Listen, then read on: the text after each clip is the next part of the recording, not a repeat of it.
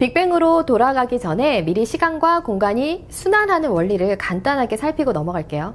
청간은 기호, 에너지요, 시간임을 살펴보았죠. 고대에서 현대에 이르기까지 수많은 현자들이 시간의 독특한 특징에 대해 설명합니다. 그 중에서 몇 개만 살펴볼까요? 우리는 매우 신뢰할 만한 시계가 존재하는 우주에 살고 있다.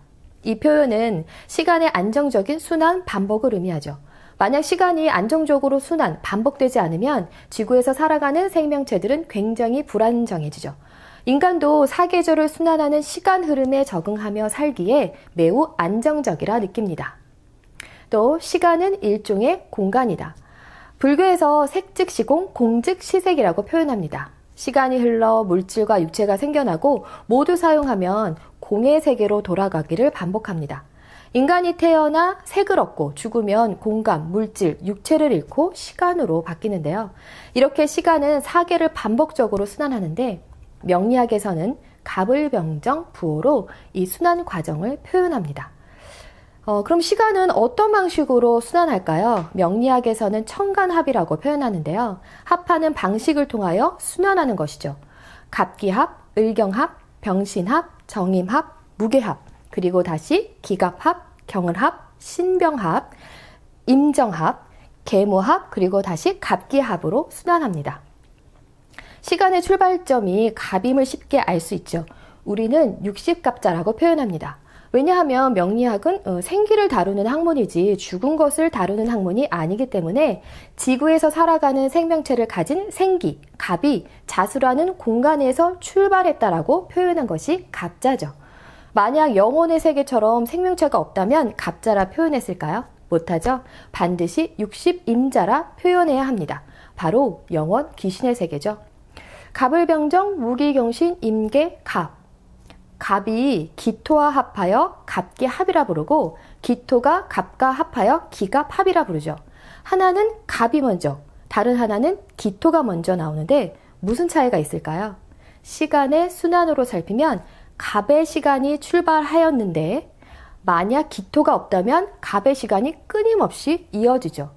다행히도 지구에는 신뢰할 만한 시간이 순환하기에 겨울에서 출발하여 봄, 여름, 가을, 겨울, 그리고 봄으로 순환합니다. 왜 가능하죠? 바로 지구가 회전하기 때문이죠. 즉, 봄을 돌아서 정반대편으로 가면 가을이 오고 다시 봄이 오기를 반복하죠. 이런 이유로 갑이 기토를 만나고 기가 갑을 만나기를 반복하면서 계절이 순환합니다. 제가 두 가지를 써놨는데요.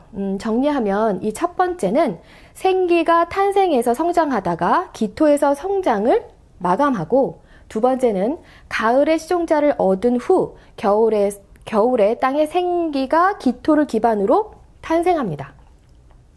이런 차이 때문에 첫 번째는 갑기합이고 두 번째는 기갑합이죠. 인간은 흙에서 나와 흙으로 돌아간다고 합니다. 흙에서 나오는 것은 기갑합이요. 또 흙으로 돌아가는 것은 갑기합이죠. 지지로 바꿔 표현하면 갑기합은 갑이 미토를 만나 성장을 멈추고 땅으로 들어가고, 기갑합은 갑이 축토를 만나 새롭게 성장하고자 땅을 뚫고 위로 오릅니다. 이런 시간의 순환을 계절로 표현하면 이와 같은데요. 갑은 겨울을 표현한 시공간 부호고, 을은 봄을, 병은 여름을, 정은 가을을, 또 무는 봄과 여름을, 기는 가을과 겨울을 표현한 시공간 부호죠.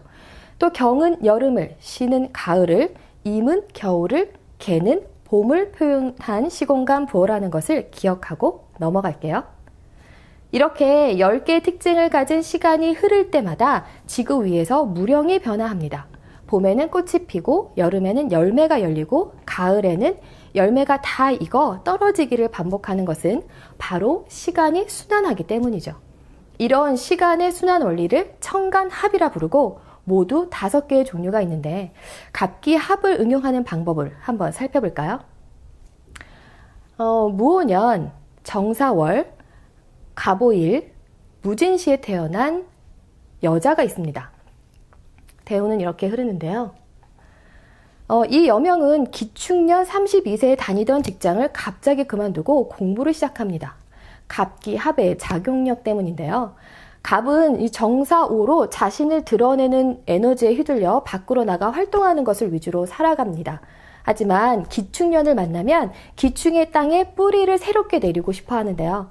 이런 자연의 이치를 공부라는 무령으로 보여주는 것이죠. 하나를 더 볼까요? 병신년, 경자월, 기미일, 갑자시에 태어난 여명이 있습니다. 2살 정유년에 모친이 사망하여 계모 밑에서 성장하다가 무술대운에 가출하였고 30세의 을축년에 자식 있는 호라비를 만나서 살았지만 남편은 주색잡기에 빠져 가정을 돌보지 않고 임신년 37세에 남편이 물에 빠져 사망합니다. 이렇게 일과 시에 갑기합을 하는데 월간 경금이 갑경충으로 망가뜨리죠.